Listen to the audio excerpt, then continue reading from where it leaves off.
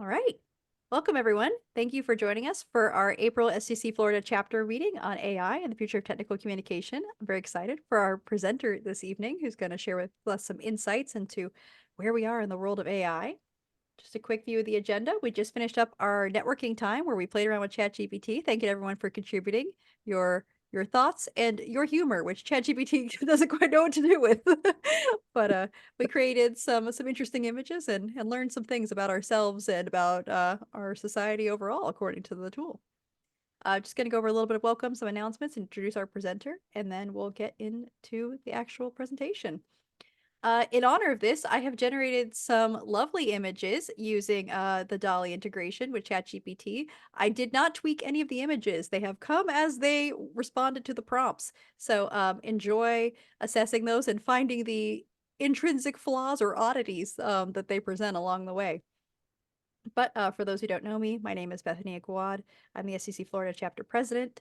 We are the Florida chapter of the Society for Technical Communication, which advances the theory and practice of TechCom. The Society is the world's largest and oldest professional association dedicated to the advancement of TechCom.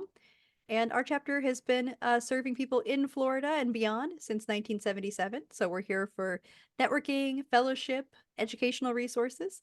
And we're happy to recognize our members for the time and effort they dedicate to the profession, themselves, and our community. So we are always here for questions, feedback, information, anything. I think we're a pretty friendly group, so we're glad that you have decided to spend tonight with us.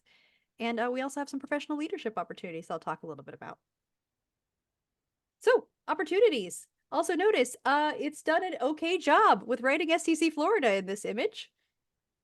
It does have an interesting vibe compared to our regular logo, but regardless, I wanted to say if you are not a member of the Florida chapter, we encourage you to join. You can do that at stc.org or let us know in the chat if you have any questions. So signing up for STC is one step, but then you also would select our community, the Florida chapter, when you are joining or renewing if you've been a member previously. I'm going to hand it to Julia, if that's all right with her, to talk a little bit about how you can get published in Memo to Members, our newsletter. Julia is also the provider of all links in the chat, so hats off to Julia for doing that. Yeah, no problem. Hey everyone, I'm Julia Southwick. I use she, her pronouns. I'm the STC Florida Chapter Vice President, Communications Chair, and Newsletter Editor. If you'd like to write something for Memo to Members, please let me know. I'll put some links in chat for you. And if you're not sure what to write, we do have an ideas page, which you can check out for ideas. Thank you, Julia. If you are looking to build your experience, resume, credentials, or just look to lend a helping hand, we do have volunteer roles in the chapter. We're currently looking for some help with membership and recognitions. If you're passionate about outreach to our members and other communities, let me know. I'll put my email in the chat, but you're also welcome to speak up at any time. We're always happy to hear from you.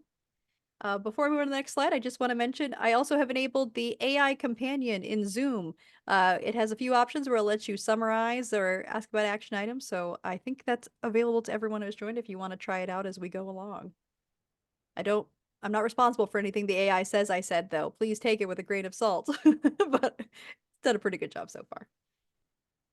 Looking ahead, besides our upcoming chapter meetings, we have the STC Summit that's going to be in Minneapolis, technically in Bloomington, on May 17th through 19th. We have actually quite a few members of our community and the Future Technical Communicators Student Club who are going to be going and attending educational sessions, networking, and just enjoying the time to meet with other folks in our profession from around the globe.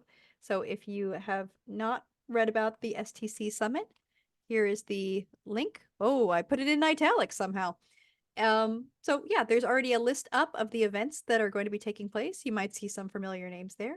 Julia and I have a joint session we're doing with Rachel Swartfigger on tabletop gaming and technical communication.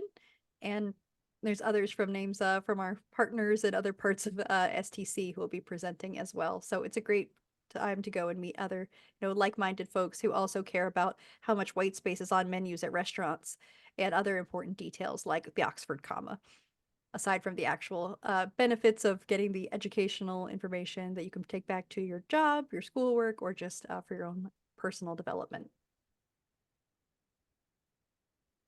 I have a slide here from Nicole Lindquist, our employment chair, who just is always a resource. If you have a job to fill or if you are looking for a job, please reach out to her if you are looking for connections. Nicole also has a pretty good curated list of resources for job seekers looking on different platforms, and she regularly posts job opportunities that she comes across and vets on LinkedIn. So if you're not connected to Nicole, I highly encourage you to do so. She's a great person to know. Hate to say this, but those headless people are kind of weird. Oh, you think that I thought this one with the head was just on backwards. Do we think that's missing a head And or what the about the two? What about the two? uh, No. yeah, this one these ones are just legs. Yeah. It's definitely so this is another AI art. I also like that it did get who needs a job, right? And then to fill a job. um like I mentioned I think in our networking, it's not so great with putting images on or text on images.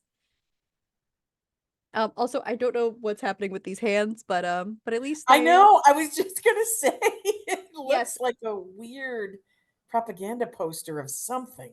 It You Yeah. looks like hands, but it looks like behind the hands is a bird of some It sort. could be that. Yeah, it does have a little bit of propaganda vibes. Also, one of the things that gives away AI art is counting the fingers.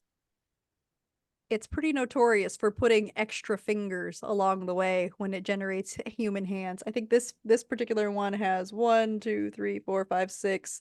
It I implied think they were 7. watching Nickelodeon and they accidentally combined a comb and some hands together in the Yeah, slime. I got a little mushed. So like I think I mentioned, it's pretty good at aesthetics. It gets a little muddled when it comes to the details. So, all of that aside for now, I'm excited to have our presenter, Dr. Christopher Wiese, who was, I believe, hopefully not guilted into doing this, but it was volunteered by family. So we're very grateful he's made time to come here.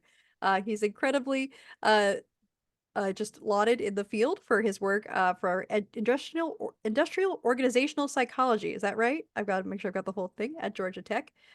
He has done a postdoctoral fellowship with Purdue University and the University of Pennsylvania, and his current research involves improving mental health care with the help of an AI teammate, which is funded by a grant from the National Science Foundation. So, Chris, if it's all right, I'm going to spotlight your video and let's make sure everyone can see you. And welcome. We're so glad you're here Sure. with us tonight. Yeah, thanks. Thank you so much for having me. I do have a slideshow prepared. Perfect. You Um, should have permission to screen share, but if not, let me know if it's there we go. prompting you Yep. to request it. I think I got it. All right. Here we go. Well, thank you so much for having me. I'm excited to be here and chat a little bit about AI and the future of technical communication. I am Chris Weiss. Uh, I will say that I used ChatGPT in the creation of this PowerPoint presentation, and that's kind of one of the points that I think I'm gonna make throughout is whenever you're using ChatGPT as a tool to communicate, it's always important to be transparent about its use, which you have done flawlessly in the earlier presentation. Um, so I plan to talk. I know I was slotted, I think, for like an hour. I don't have an hour presentation necessarily on this. So I think I'm gonna take maybe 20, 30 minutes to just go through a couple of things I'd like to talk to you about today. First, a little bit about my background. What is industrial organizational psychology? What do I in particular study? Um, uh, I want to give a little premise or a little background on technology just generally being integrated into work. And then I will quickly highlight the importance to technical communication, the impact AI is going to have likely on technical communication, and maybe some critical considerations that folks may not be thinking about right now, but I think you should be. And then, of course, Q&A at the end.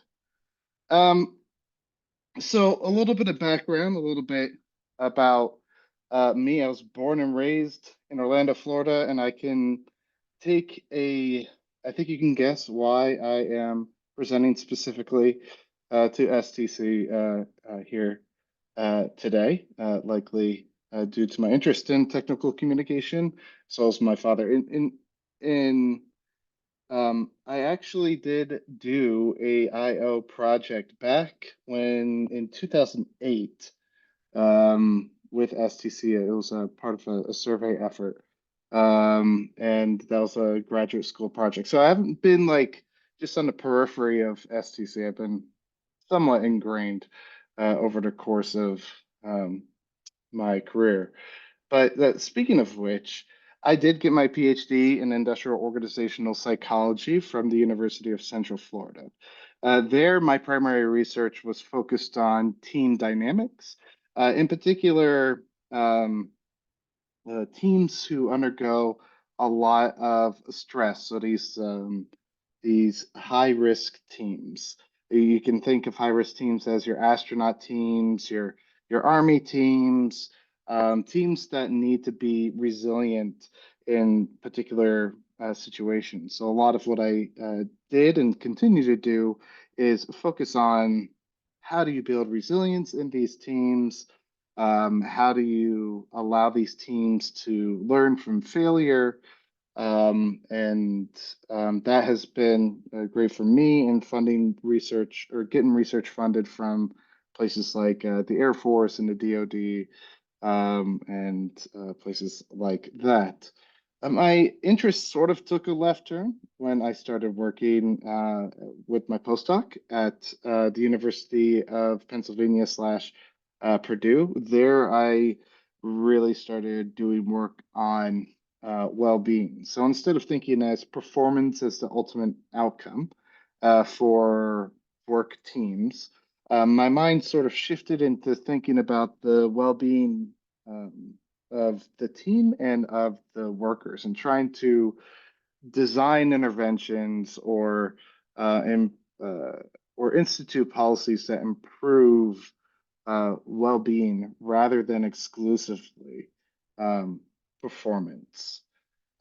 So in this part of my career, I started taking less of a performance-oriented approach to my research and more of a person-oriented approach, where you recognize that a person is not just a worker; they exist in and outside of the workplace and are influenced by factors both in and outside of the workplace. So I started studying teams, looking exclusively at performance, shifted towards worker well-being when I moved to Penn and Purdue for my postdoc. And now at Georgia Tech, of course, I started studying things that are completely different, because that seems to be a trend with me. If I move somewhere, I go and just research something kind of off the wall. Even though I grew up in Orlando, and Orlando is known for traffic, is nothing compared to the traffic that you face in Atlanta. And so, as an industrial organizational psychologist who is now more concerned about the worker and taking a worker-centric view, I realized there wasn't a lot of worker or person-centric views on commuting to and from work, and the implications that could have on the stress and well-being of the worker, both at work and at home. This led to some interesting research on things like Alzheimer's disease. So one of the earliest signals that someone is developing Alzheimer's disease is deficits in their spatial navigation ability. And that happens when people are still working. So individuals who have maybe a genetic predisposition to develop Alzheimer's disease will experience more stress for the commute, and then that stress will then spill over more readily into their work and home life. But I'm not here to talk about any of that. I'm here to talk a little bit about integrating AI into work, which is the focus of my most recent NSF grant. But I've had other work that looks at how AI can help support team resilience, and how folks can use AI, or how folks use information from AI when there's issues concerning cybersecurity threats. So that's just a little bit about me and what I do.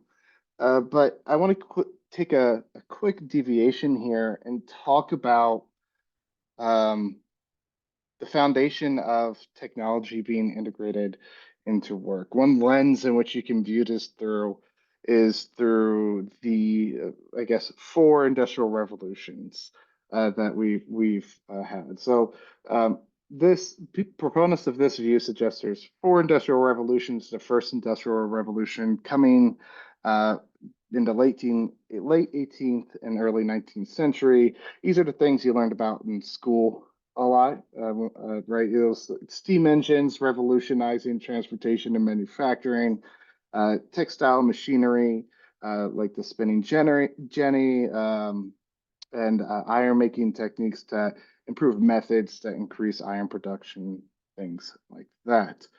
The second industrial revolution um, was in the late 19th century, early 20th century, focusing on electrification, assembly line, um, the integration of assembly line into production work, and telegraph and telephone use. And now, not now, and the last one before we get to the fourth one is the third industrial revolution, which focused on just computer use and not AI, but automation of tasks. We also had internet, which sped up the communication of things, and there's a lot more work on renewable energies and technologies. When discussing the first three industrial revolutions and its impact on work, most folks, and you've probably heard this before, suggest that, in these, when these sorts of technologies was integrated into work, it didn't necessarily replace a lot of jobs, like, but it did replace a lot of tasks that people were doing. It changed the tasks of the jobs in which people were doing at the time. In addition to that, it also created a lot more jobs for folks to do. It didn't replace any sort of people skills that folks needed. It wasn't incredibly advanced, so it was taking over um, some predictive modeling of how people are going to act. But it just took reconfigured the way certain jobs were done, and it created new jobs for some of the jobs that it may have replaced. Ultimately, these first three industrial revolutions are talked about as like a net profit for industry, and because it would create jobs, it makes some other jobs easier, less manual labor, things like that. But now we're in this fourth industrial revolution, in which people have differentiating perspectives on how it's actually going to affect work. So these are the things that you hear a lot about in the news today, right? It's the AI and machine learning. It's the Internet of Things, like how different robots and different communication technologies are actually starting to speak to each other rather than operating in isolation. We're also able to create new things that we weren't able to before, like advanced robotics and 3D printing, or printing biological material. So things are kind of taking off in like what is seemingly very new directions. And the idea here is that a lot of these things are not necessarily, they are taking away tasks, but they're also taking away more jobs than they are creating. And that's the fear that a lot of people see. And you've all seen these new articles. Um, will AI take away all of our jobs? Some suggest maybe not. There's others that suggest like, hey, we will. The AI will take over like so many jobs, not just tasks, just jobs in and of themselves. And the answer is likely in between, right? It's probably going to take away more jobs than previous industrial revolutions, but it will also create new jobs and change tasks that people are going to do. The thing is, nobody knows. Yeah, everyone's just speculating and making their bets. Which, whenever there's ambiguity within a field, that that creates naturally creates fear. People don't like ambiguity. And so you see a lot of these articles that are kind of fear stoking, like, oh, AI is going to take away my jobs. You see it on social media.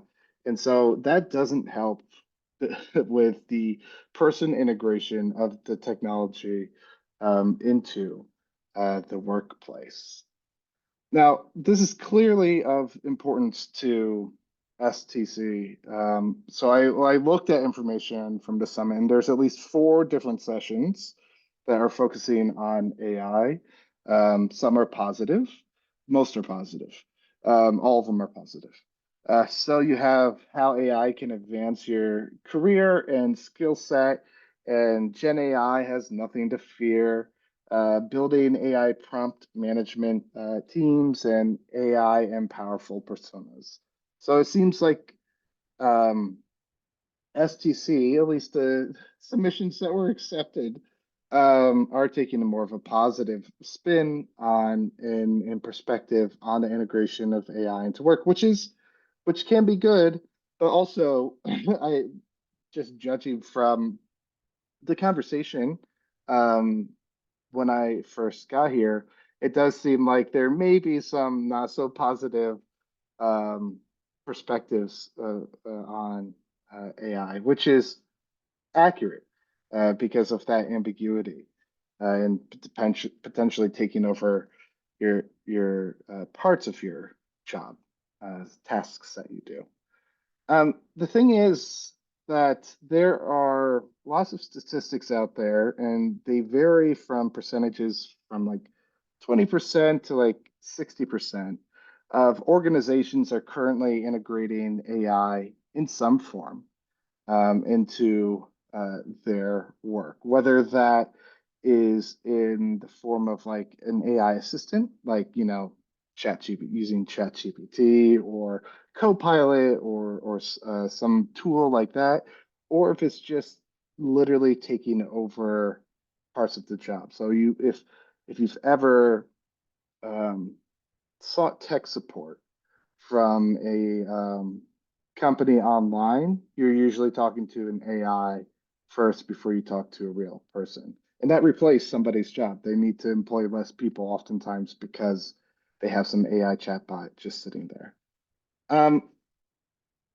There's important considerations on how it will change TechCom in general. There will be some automation of technical documentation, and there could be in the future some personalization of technical documentation. So, thinking about the user themselves, how they're going to interact with the technical documentation, and AI will be assisting with things like that. There's also general changes in the skills and roles that for technical communicators have in their current positions. I think there's going to be an increase in data analysis skills that may be required of technical communicators. There may be some positions which, my knowledge of the TechCom field is not incredibly advanced, but I don't believe content strategy positions where you are not necessarily creating the documentation, but creating strategies for the distribution and use of that documentation have not been a primary position that people have held in this field previously, but I could be wrong. Definitely could be wrong. But there's also global translation of technical communication, so more easily being able to translate that across different languages in different cultures. So this is not only just translating into different cultures, but also taking in different languages, but also taking into consideration cultural values and interpretation of information that you would traditionally need a human there for. So presenting information in a way that demonstrates some sort of cultural knowledge or competency. And then you also need technical communication for the use of AI. It's not only it may not only replace some tasks that you are currently doing, but it's also replacing tasks that people are doing within your organization that are not technical communicators. So just like you need instructions on how to use Zoom, you're going to need instructions on how to use AI within a current job. Not everyone is going to go self-explore. So there's all these sort of changing roles and responsibilities, I think, in the field of technical communication. There's also this consideration of ethical use of AI in tech comm. For example, transparency of use in creating the material. It usually needs to need you need to be able to be transparent about the use. There's also the validation of the accuracy. So, at what point will companies or technical communicators necessarily be confident enough in which if you give AI a couple prompts, that it's going to create decent technical communication for you to use. There's also concerns about bias prevention. So a lot of these AIs, whether it's ChatGPT or other sort of modeling techniques, need to be trained on some data, and that data is oftentimes biased. And I'll get to an example a little bit later on in the presentation, but these are some, clearly it's going to affect tech comment in several different ways. I provided some examples. I don't know how maybe useful or relevant they are, but let's take an example for Jordan, who is a technical writer for a renewable energy firm. Jordan's role involves creating and maintaining clear, concise documentation for the installation, operation, and maintenance of protocols. As AI machine learning technologies advance, Jordan's work could significantly be impacted by the automation of routine documentations and the use of AI to generate initial drafts of guides based on technical specifications. This would allow Jordan to focus more on complex documentation tasks, enhancing the usability and enhancing and accessibility of technical information for a wide range of users. Right? So it takes maybe away some of the more mundane things, allows you to just sort of apply the finishing touches and hopefully engage in more complex tasks. Another example is from Riley, who is a UX researcher at a health tech startup. Riley is responsible for designing and conducting research to understand user needs and behaviors in digital health applications, then translating these insights into actionable recommendations for product development. With the integration of AI, Riley could leverage advanced data analytics and pattern recognition to identify users, trends, and preferences more efficiently, creating highly personalized user experiences and more intuitive health tracking tools. Both of these two examples were written by AI, and they clearly have a bias towards the positive aspect of integrating AI into technical communications. So this may not actually be one of the things I think these two examples demonstrate is that it doesn't consider AI is not complex enough to really be able to get into the intricacies of the implications of almost any situation. So it's not considering, like, it speaks in generalizations, and that means here the technical communication that you're going to create as well is also going to speak in generalizations. It's not necessarily going to talk about things in specifics. For example, what are the complex documentation tasks that Jordan is going to do now, right? It just completely overlooks that. And if you follow up with AI and start asking these questions, it doesn't provide very informative answers, because it'll start going off in tangents, because it's just a predictive model. It's just what is going to be the next word that I'm going to predict, or that I'm going to provide you. It doesn't, it often without you providing specifics, it's not going to give you the information that you need, which I think is one of the reasons why STC should probably take see it as a positive perspective right now, and not necessarily a negative.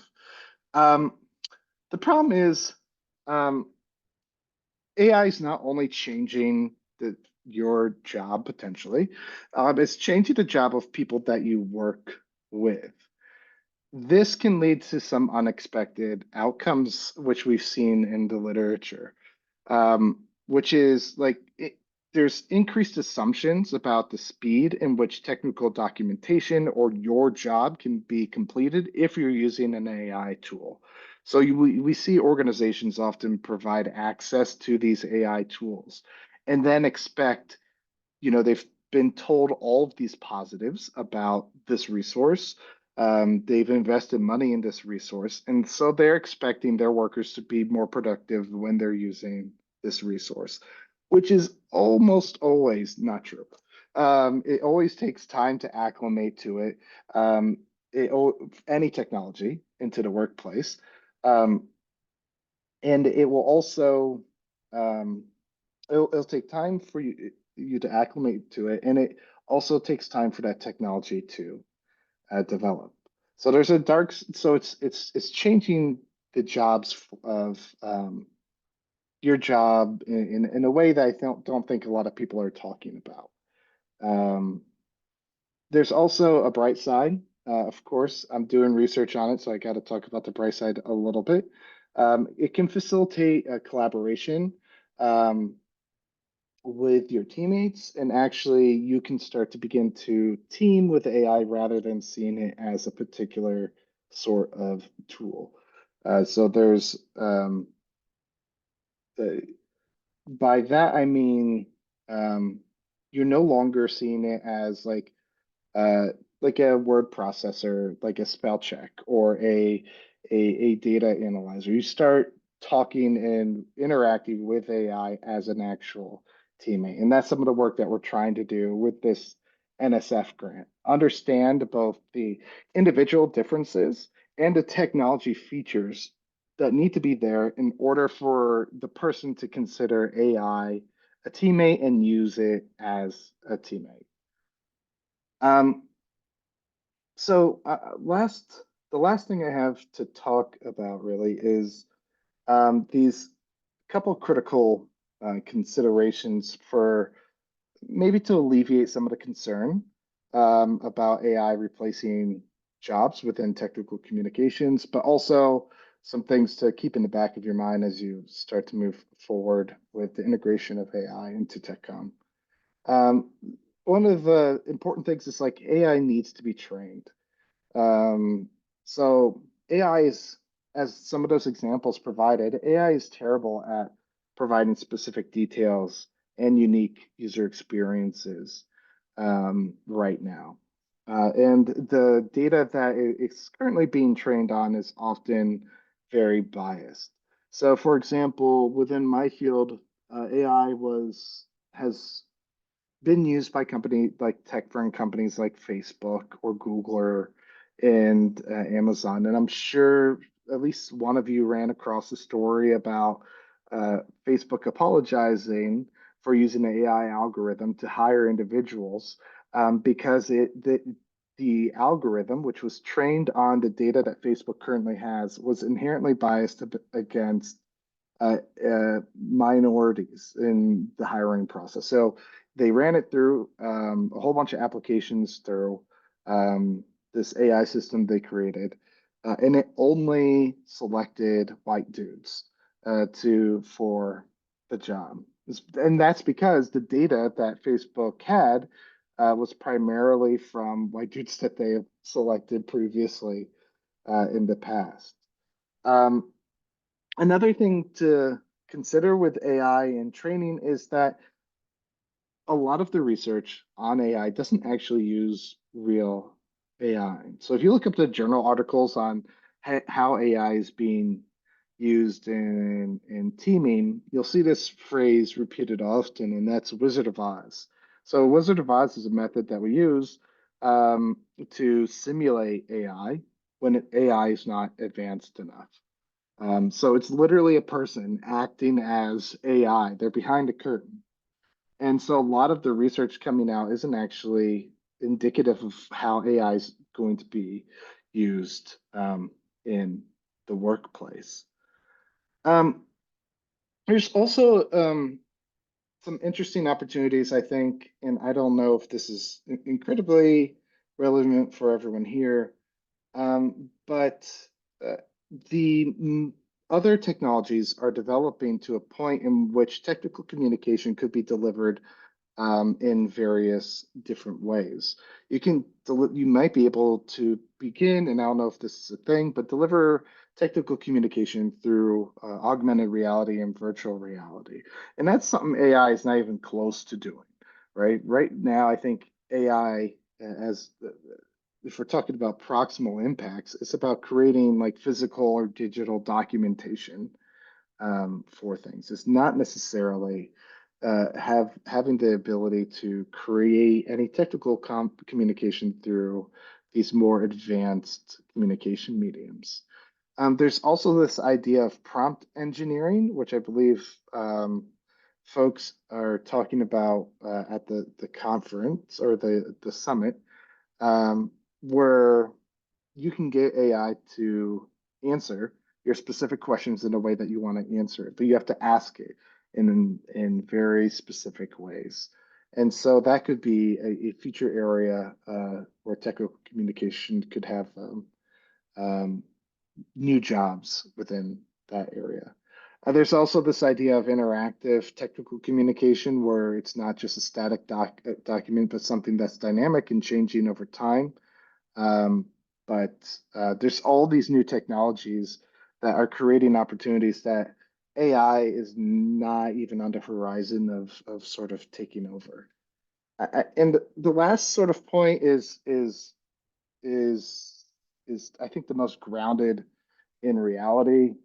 And just from my personal experience of individuals who are both developing and implementing AI, both the developers, like the individuals in computer science, and the implementers, like managers in the workplace, don't have a person-focused mentality when making these decisions. The developers often have a technical focused mentality, which is like, I believe that AI is capable of replacing people. I want to see what my technology can do. And there's also the implementers, which are the managers or higher ups in the organizations. They're like, I want to save money. And so I'm going to be implementing AI, which would hopefully help me save money in the long run. We see this all the time in the field. You've seen the rise of AI being used to go through recruitment applications, for example. And there's issues with that. No one checked. There was no like sort of check to make sure that we're actually pulling out qualified candidates from AI analyzing all of these resumes. I think we got a little preview of earlier. It's not really good at doing that. And there's also within our field using AI and machine learning for the assessment of interview data. So imagine a lot of the interview data now when you're interviewing for new jobs is like, hey, I'm going to give you all the questions. You have a minute to think about the question, and then you speak into a camera for a minute or whatever it is with your answers to that. One, that's terrible. Those have no validity, not a lot of validity evidence for selection techniques. It does save the company money though. And two, there's no validity behind the metrics that you get from it.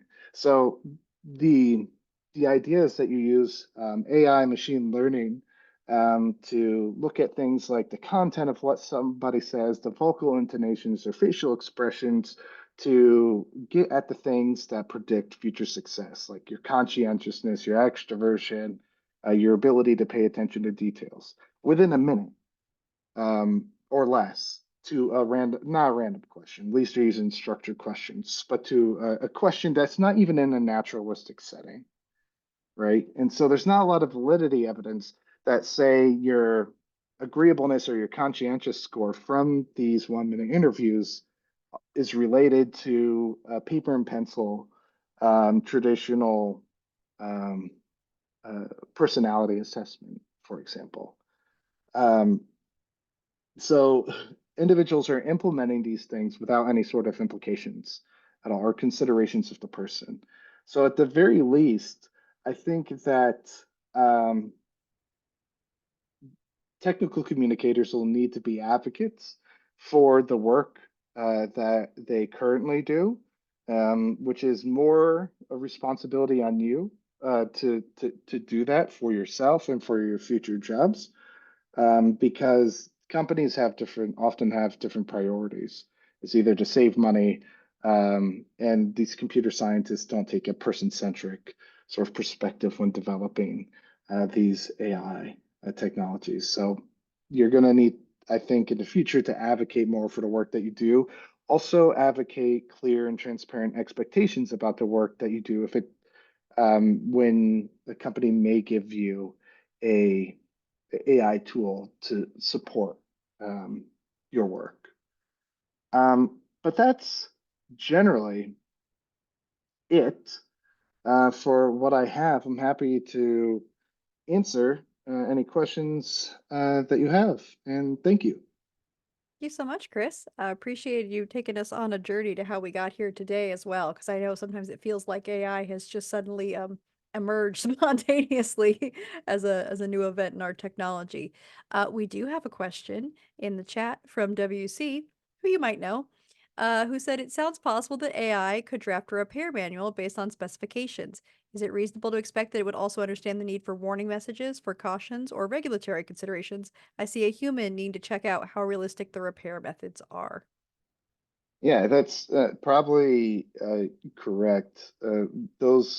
I think that from a technical standpoint, you can probably use AI to figure out how things are supposed to work, but those warnings and those cautions and those regulatory considerations are not necessarily always based on the parameters of the technical system. They're based upon experiences of individuals trying to follow those procedures. So I think you need to just ensure that it is that folks who are using AI in their work are just using it as a foundation or a basis, rather than exclusively using it as um, a tool that creates the finished product. Yeah. One thing before we go to the next question, I want to mention, I know you talked about AI being used for like reviewing resumes and that sort of work. My company, Bullhorn, does staffing software. So we Mhm. actually have a new feature rolling out for one of our products that is AI driven, but it's intended just for generative AI. So for creating like responses for recruiters to get them started. So more like a templating tool than a tool to assess, the quality of candidates, because our company's being very intentional about not replacing that human element, which we think is pretty critical to, people getting the jobs that are a good fit for them and getting high quality candidates in those jobs. Yeah, and I think it's important, like, to always have that personal touch too. So as I think we were talking about earlier, there's some words and some phrases that each AI system will tend to use or excessively use. Mm-hmm. And so people, the general populace, the people who you're talking to are eventually going to pick up on that, which will affect their perception of Mm-hmm. your organization if you're using these tools to communicate with them. Yeah, I saw an article that said the new one is Delve, like that Delve Delve. is Delve is a giveaway, and I was like, oh shoot, do I use Delve? I don't And think now you so. got to check if you used Delve. Even if you Yeah, used it, yeah. right? You have to make sure that you're not using it anymore because you don't want to be accused of using AI. So, question I had for me though, what do you think about these sort of AI checkers or AI detectors that are sometimes used for validating, existing work for whether it's human written? Oh, they're awful. There's Okay. no way to do it. Yeah. No, we It use it seems to all be the real hit or time. miss. We use it all the time we're supposed to use it all the time in our classes, right? So Mhm. for students who write an essay or something, you throw it to one of these AI things, checkers, and it's almost never correct, which means we've had to develop alternative strategies in order to um, uh, either discourage or control the use of AI. Two of which Mhm. we're using are essentially like if you're using AI, be transparent about it, right? Mhm. Like those sort of policies, but also more tricky things like inserting text into the question, like in the Word document, and then changing that particular text to white and blinking it out so people can't see it. So if Oh. they copy and paste that information into ChatGPT or something to produce an answer, the text that they are copying says, in your response, make sure to use this specific phrase. And so if we see that specific phrase, we know that the student had used AI in the generation of Wow. their response. I've never heard that. I love that though. It's perfectly diabolical. Gotta be sometimes. Yeah. So WC had another question. Does AI mean the end of offshoring, no longer having documentation done in India, but back in the US? I don't know. It depends on where the servers are. If the geographic location is of concern, but I'm not necessarily sure because I'm the element in which technical communicators would play potentially in this scenario are the quality assurance folks to make sure that the documentation that is produced is clear. And if the company is already looking to save money by offshoring the creation of documentation to other countries, the likelihood that they are going to keep the quality assurance sort of jobs that technical communicator would be performing within the United States is not necessarily highly likely. So if cutting costs is their bottom line, they're going to do that regardless of geographically where that's Yeah. going to be. I was thinking that as a result of AI, you could keep all your information more in one facility or at least within one country, rather than potentially releasing it, despite all the regulatory restrictions you put on people about divulging content. The fact that you don't really have control over those in India and you Mhm. have a faster generation capability in the US might actually lead to generation of more documentation here. It could. I'm not necessarily sure about that specific application though. I guess for some of these things, time will tell.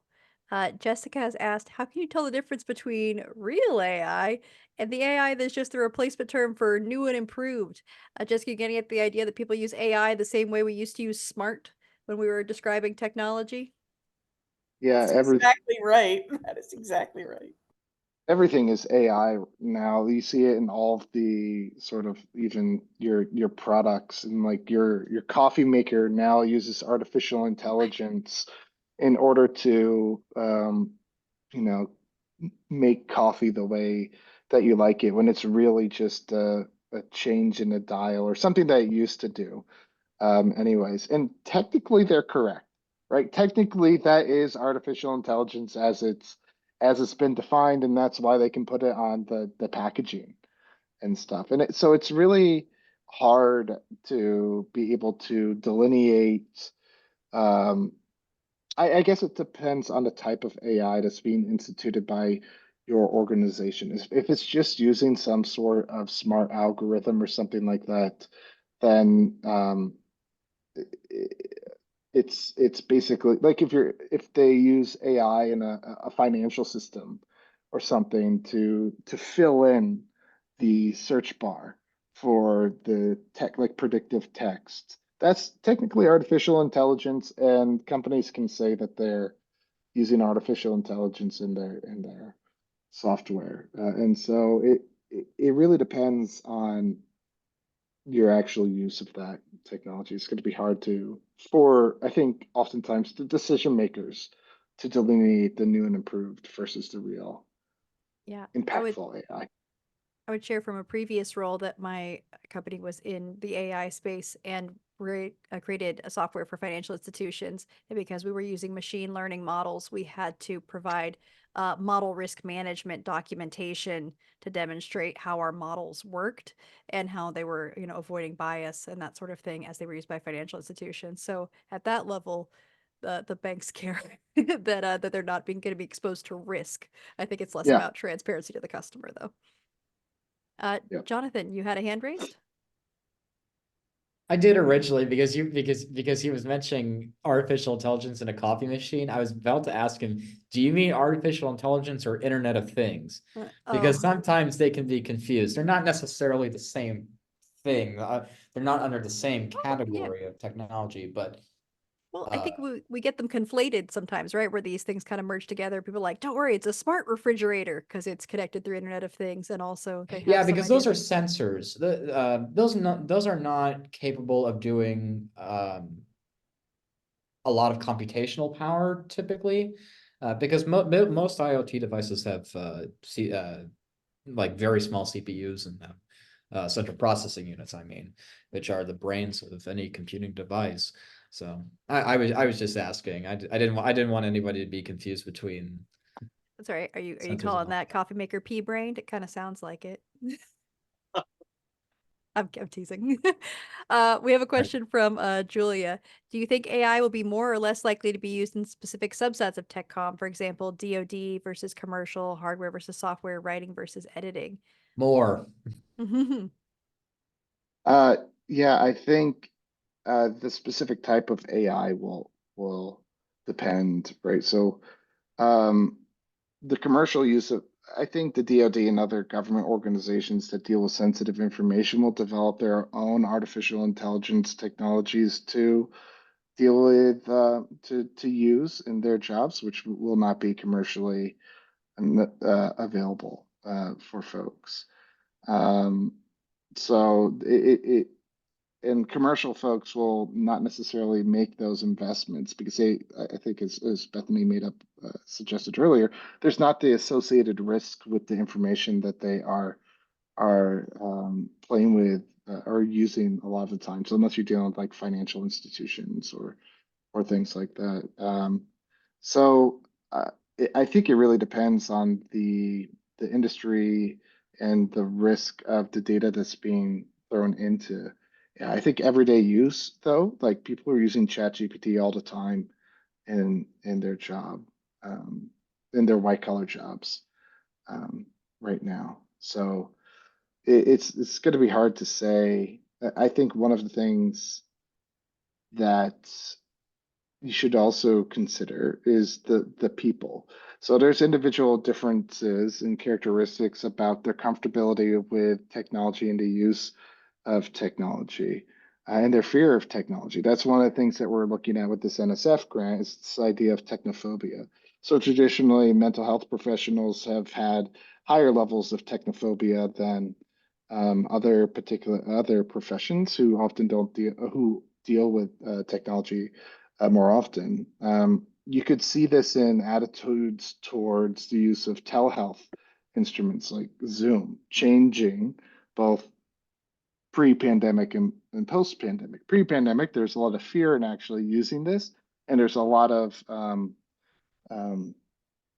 assertions about how their job is done through Zoom that did not end up being accurate. A lot of mental health professionals said you can't have good mental health therapy through these Zoom sessions. And then when they were forced to do it over the pandemic, you see a lot more people accepting it and see folks actually preferring these technologies. So, but the general point here is that attitudes towards technologies will, I think, be a driving force in their use just as much as particular industries. Yeah, I think that makes perfect sense. I like the idea of us being forced to adapt to technology because of the pandemic. That was one of the positive takeaways, right? Is that we move forward in some ways, especially for those of us who got to embrace remote work. So our next question is from Joy. Are there certain types of AI you would recommend someone with beginner knowledge try? I think it depends on the tasks that you want to do. There's almost AI, there's a lot of AI for anything. So I would just start playing around with ChatGPT if that's like you were doing earlier. Um, those can lead to more sophisticated use of um, AI tools that you could use. Jasmine has a really good question. Could AI identify a need for documentation or gaps in information across documentation and bring it to your attention? I think it depends on the type of, again, the type of AI that you're using, but something like ChatGPT may be able to do that or create scenarios which could be um, overlooked in the documentation. Is there a particular scenario, Jasmine, that you were thinking of? Sorry. I guess maybe like for where I work now, we have quite a large website with our section of documentation. I wonder if like say we're receiving tickets from product managers um with new additions to the software, and maybe someone missed something or it wasn't categorized properly, and so you didn't add it to the release notes or a page of some sort. Could you have some method of bringing that information from those tickets and maybe searching documentation to find if maybe it's missing certain details? Yeah, I think that an AI could be like if I were to put a computer scientist hat on, yeah, I think that you could develop an AI system that could detect these deficiencies. Um, Whether you would rely on them is really hard to say because you're not necessarily in this particular scenario, you're not looking at there's no signal of a miss, if that makes sense. And so it may be potentially hard to validate unless you create scenarios in which you can identify those misses of linkages. Um, One thing I was going to share from what my company's doing right now internally is adapting an open source LLM and connecting it to our internal documentation for now so that we can search against it. So it will help us find gaps in documentation, but only when it's prompted by a user with a question. Otherwise, it doesn't know enough to tell us that something's missing. But if it says, hey, I'm looking for this, and it's like, mm, sorry, I don't have anything. But in that sense, it's kind of filling the same role as just looking at search results that searches that don't have any results. So it's not quite as advanced in that sense yet, but it's early days.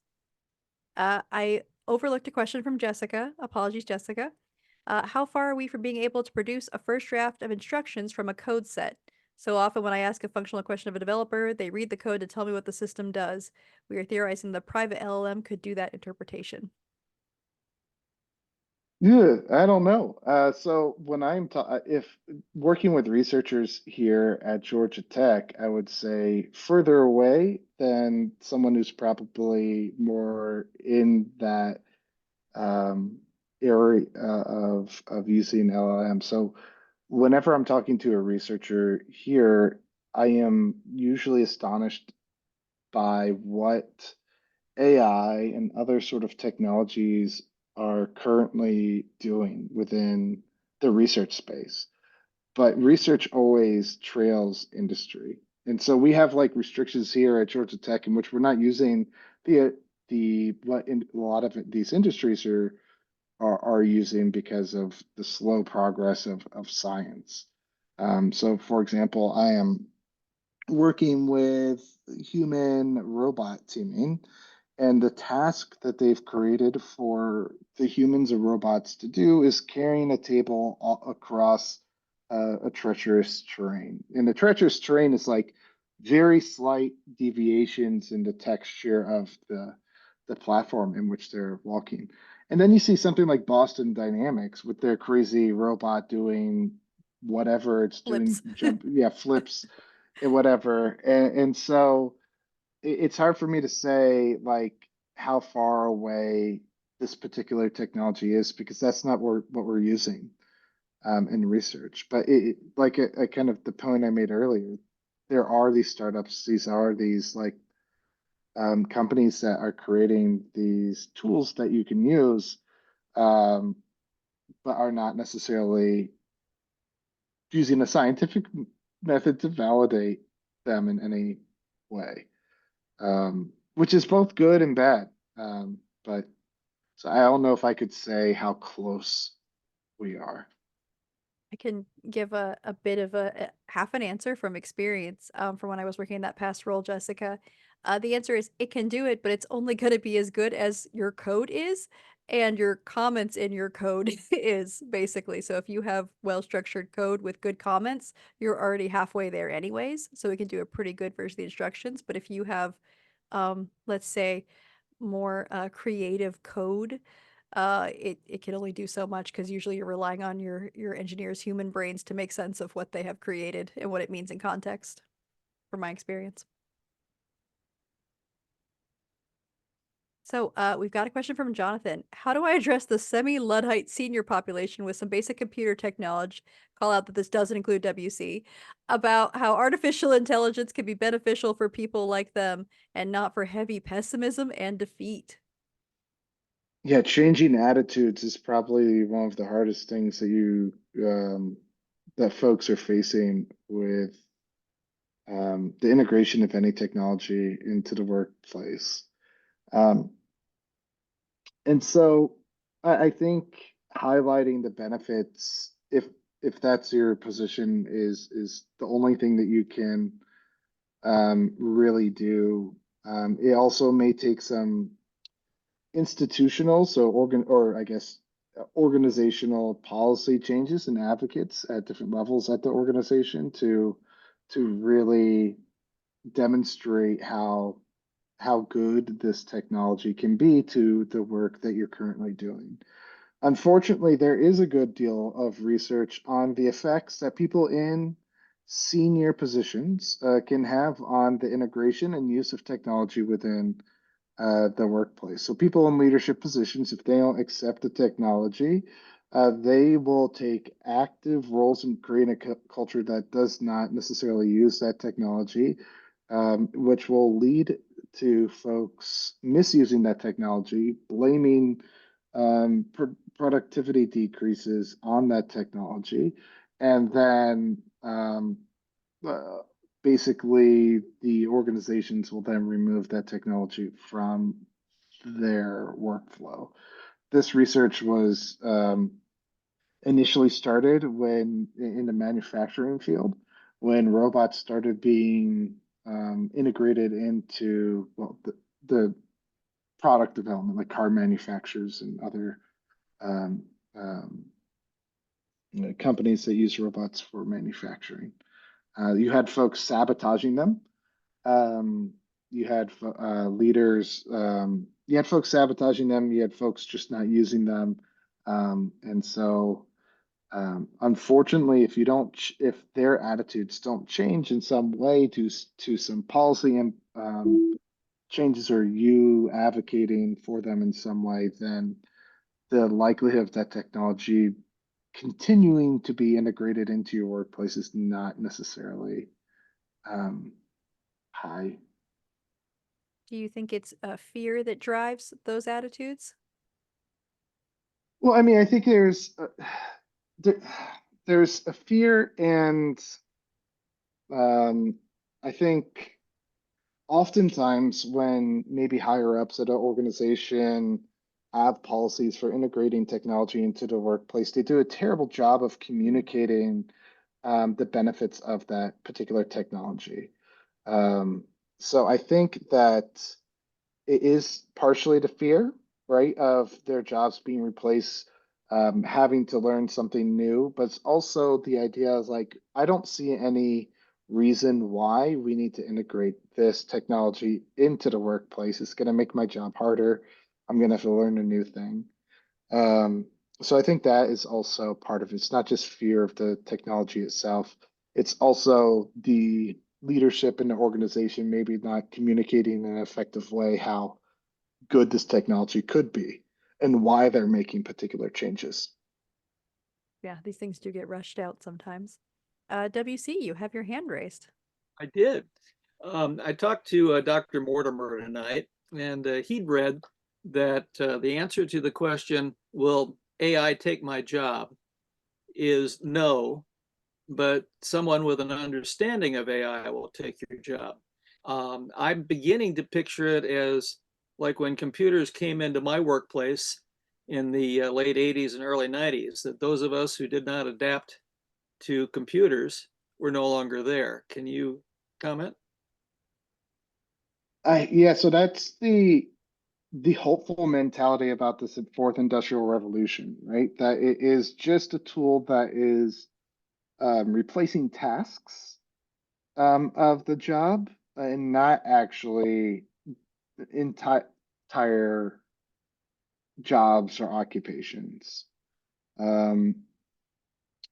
However, there's also a sense that this technology is a little bit different because it's adaptive and predictive, and the technology itself is dynamic and changing all the time.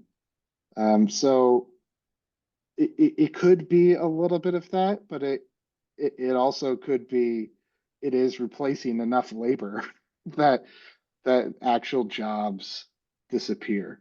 I mean, we're doing it in the NSF grant. We're doing it with mental health professionals. The AI is listening to feedback, like listening to sessions and listening to what the therapist is providing, and then training them on how to become a better therapist based upon both the clinical, empirically supported protocols that they're doing and stylistically. That replaces somebody's a significant part of a trainer's job, the trainer of these individuals. And usually, tools don't replace that significant portion, amount, tasks of a job. So there is a likelihood of it just it not being like previous technologies. You know, we can, how many prompt engineers, which are the new jobs that it's creating, do you actually need in an organization? Is it the same amount of people that you used to use for that used to do the job that AI is doing now? That's uncertain. And it's not even automated yet. So with Bethany's example, right, you had to tell it to do something. You had to provide instructions. At some point, it's going to be monitoring those documentations and being able to provide that gap of linkages that we were talking about earlier. So it's unclear. I think that as a capitalistic country, we're going to have to start reconsidering, like we did initially when these early technologies came in, what constitutes a full work week? Like how many is 40 hours really a full work week? Because I think that at some point these technologies will begin to be advanced to such a point that there may not be enough work to go around if we keep the societal, let's work 40 hours a week, 8 hours a day. Well, I think that leads into, you mentioned prompt engineering, Jonathan's question of how will the role of prompt engineer be evolved as artificial intelligence progresses, and what kind of qualifications will be necessary? I have no earthly idea on that, Jonathan. So prompt engineering is completely new to me, and it feels like it's constantly changing because the technology itself is changing. So folks that think they have, say, ChatGPT figured out 6 months ago are not using the same sort of strategies as they're using today to get the same responses out of ChatGPT. So I don't know if there's generalizable skills of a prompt engineer that you can train to figure out how to pull out information from these large language models. or if it's going to be like very specific information that they all need to experiment and learn about every single time. So it's unclear. So what we do in industrial organizational psychology is we do job analyses. So if you go to the ONET, right, which is the occupational network of something, something, something, we do a whole bunch of IO psychologists were employed by the Department of Labor to figure out what are the tasks that each job uses, what are the qualifications that folks need to have. These are the things that lead to, like, if you see a job ad, right? You see, like, here's the knowledge, skills, and abilities of what you need to do. Here's the experience, things like that. Those are all based on job analysis. There's not a job analysis, to my knowledge, that's been done on prompt engineers yet. And so it's really unclear how that career will be will evolve in the future. So I have sort of an observation, maybe leading into a question. Something I thought that was, maybe I'm using ironic wrong, but something I thought was ironic when ChatGPT really splashed out into the forefront in the news and people became very much more aware of it and generally the technology. A lot of people were very excited that it can write so well, which was to be very funny that writing has often been, from our perspective, an undervalued skill. And as soon as a machine could do it, people were like, this is incredible. Look, it creates beautiful written English. Like, yeah, that's what we've been doing for years. But I think because of that, we see a lot of people using AI to generate content for the internet. I think back like 10 years ago, there was like an internet conspiracy theory that eventually the internet would become dead and it would all be machines talking to each other. Just clarify, not a conspiracy theorist, but I do think we're seeing more and more of AI content interacting in places where we wouldn't expect it, and more it comes up in search as well for Google. I didn't know if you had any thoughts on what that sort of future landscape could be like, or if there's any concerns around that. Yeah, it is going to be computers talking to one another, not only through like your LinkedIn posts and your Twitter posts and things like that, but also audio visual content. So I think there was this people. So there was this. I think someone used their likeness to for sponsorship for like a on a TikTok or something like that. So the content, the voice, the facial expressions, everything were AI generated. So they just sold their sort of like the Their data. likeness, their date, well, their yeah, themselves, their personalities and everything to the company, which could produce the content that they wanted and then post it onto their social media account. And so it would look like them, talk like them, but they never recorded the audio or the video for this particular thing. And it would be an ad.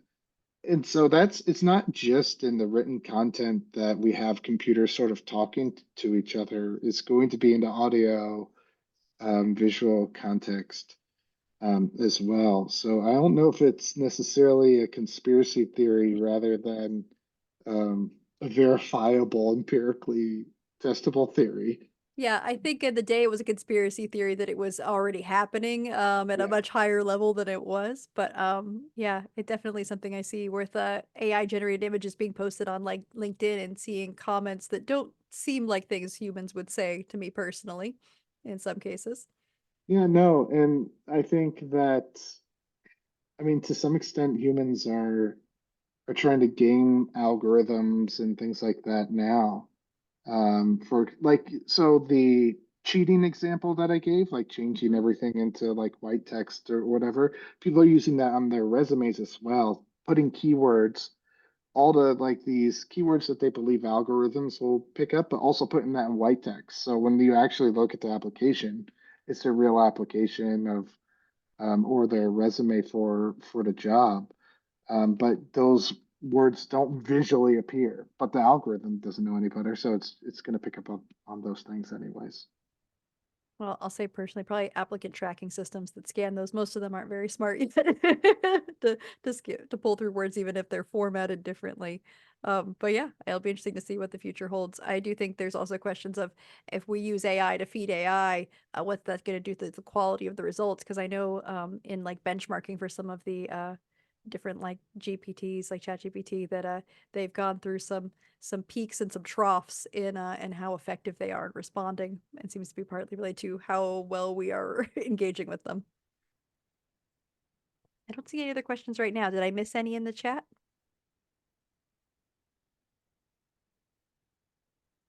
All right, anyone have, you're welcome to unmute if you have a question you want to ask. Okay, well, we got one from Jonathan. Perhaps this may be too technical, but how do you think businesses will use the open source AI or open source model AI platforms? Yeah, as which open source AI? Like OpenAI or anything that is not, owned publicly by, like stockholders or anything like that. Uh, um, Something that's I think available for free.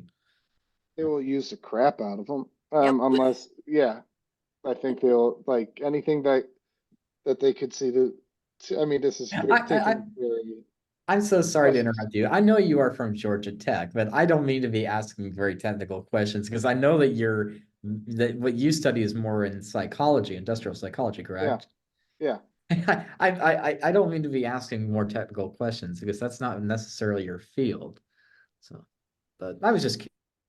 Well, you say but from an organizational perspective, yes, they will use them. They will 100% use any tools that they can get their hands on it, that they that are currently allowable to reduce costs.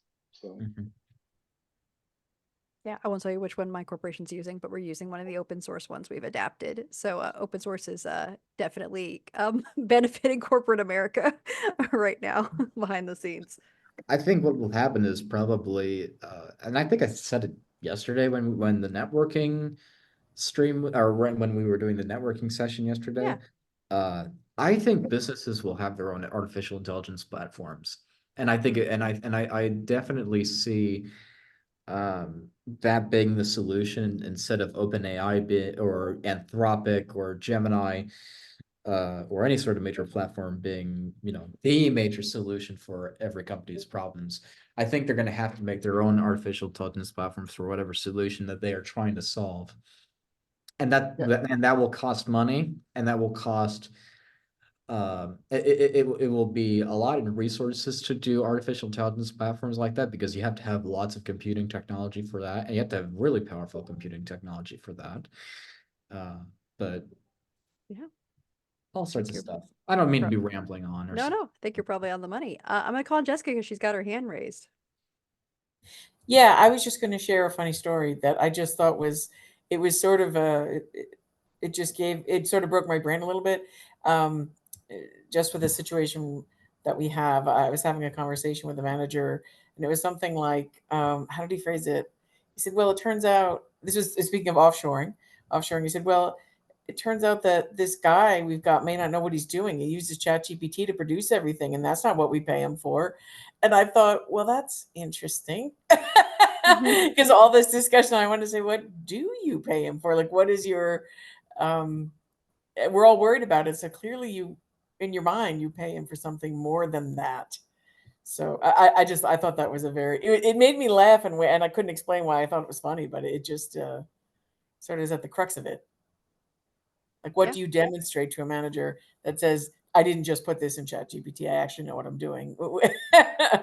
Even so, it's just interesting. Well, I was gonna say, I think one things we've seen, at least maybe from my perspective as a writer, is I find it pretty obvious sometimes to read stuff and know it's Chat GPT or it's AI generated, like Chris mentioned, individual words. But I think we also see people who don't have expertise in the field don't know how to assess quality, whether that's writing or code. So they really can't tell if it's good enough. But I don't know, what were your thoughts, Chris? yeah, I think that's right. I think that it goes back to the advocacy sort of point that I brought up earlier that you know you don't need to necessarily be writing to the lowest common denominator. There is value to quality writing and communication. So I think that that'll be important to convey even more now than before, because I think before you didn't necessarily have your competition wasn't a large language model. True. It's Yes. something we should really delve into, is what you're saying. Yeah. For sure. All right, Lori Corbett. Yes, my company has an amazing amount of documentation that's been done over the 35 years. And what they're doing is they're dumping that all into an AI system so that they can use that system internally to pull out information. And I think that might be very helpful. Yeah, that's what we're doing too, Lori. It's basically an advanced search tool. Yeah. I mean, but if it could do it well, right? Well, I think, I Yeah, mean, we what's look the at word they're Bethany's. always using? Like you have to watch out for, what's that word that when AI kind of goes off the Hallucinations. deep end Yes, and makes stuff up. hallucinations. What was that? Hallucinations. That's it. Yeah. We have to be watchful for hallucinations. Yeah. Jonathan said, if I may add something, I think you can easily tell what is real writing versus AI by the way you see people speak and how they use their mannerisms and thinking processes to make sentences and specific paragraphs and specific writings and etc. Yeah, I shared a link to an article that came up on search on open source LLMs, which sounds AI generated to me, not because it doesn't sound like a human, but because it sounds like it's trying too hard to be human. You could ask AI to put more personality into a response, and it tends to, from my perspective, really overcompensate on what it thinks is a fun way to write. So we've got a few minutes left. Any other questions before we close ourselves out? Are we allowed to follow you on LinkedIn, Chris? Sure. Thank you. So everybody else seems to know this. Are you and WC related? Yes. Yeah. Did you miss the presentation earlier, Laurie? Lori You just, joined like, throw a little those later, down. I think, so she missed the connection. I mean, I've known WC since what, 94? Or then, back in the 80s. No, I wasn't down in Florida yet. I didn't move to No, Florida no, until I 94. guess right. I'm thinking 2000 instead of 1990. But yeah, I was in SDC in 88, but I didn't move to Florida until 94. You might have gone to a conference though. Yeah, that's The so. STC Summit coming this Actually, I know May. I didn't go to conferences because the place that I work for would never allow me to. So then when I moved to Florida, I became an independent contractor and I paid my own way. Thank you very much. Well, we're glad that you still come and visit us, even from the distant land, the far north, where you're located. Hopefully not forever. Well, at least the pollen should subside. Well, I'll do my last call for questions. So, but you didn't answer. What's the answer to the question? Oh, how are they related? Or are they related? Yeah, WC said, I think it'd be good we have a presentation on AI. I think you said, I know a guy, and I think I can get him for us, I believe is what WC said. It's a this is my son. Hi, son. it all comes together in the final moments of the event. Well, not seeing any other questions, I think I'll go ahead and close this out. We'll get our last piece of AI art. Just want to say thank you so much from the STC Florida chapter. One Florida. moment. You know, the STC Florida chapter. That's how we say it down here in Florida. No, it's Florida. Yeah. Florida.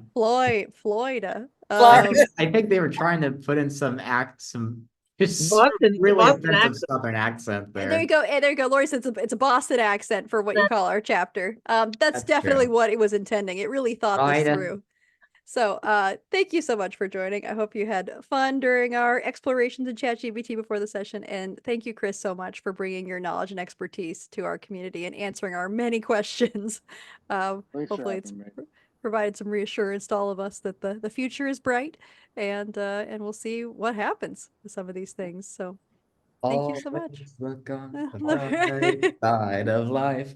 Um, Do-do-do-do-do-do-do. Just last thing, I think I did not include our next chapter meeting, that will be in May. It's going to be after Summit, and we'll be doing kind of a mini Summit recap since we have a lot of chapter members who are going to Summit. So we'll tell you a bit about what we learned, and it should be a fun time. So that'll be May 23rd at We used to do that 6:30 p.m. And those of us who are going to Summit, I'll be seeing you then. So thank you so much again, Chris. Round of virtual applause. Thank you. Thank you for having me. It was my pleasure to be here. Well, take care and have a wonderful evening. Thanks, everyone. Yep. Bye all. Bye. Stay safe, everybody.